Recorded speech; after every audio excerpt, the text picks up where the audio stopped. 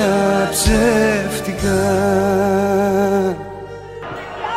Ο Μπρέσκα έτοιμος για το φάουλ. Τελεί τώρα. Η Κέφαλα. Στο 84.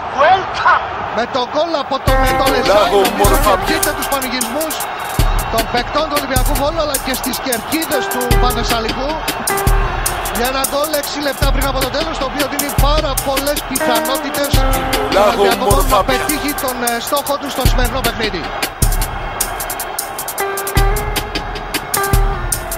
Είναι όλα όμορφα πια, έφτασε η μέρα.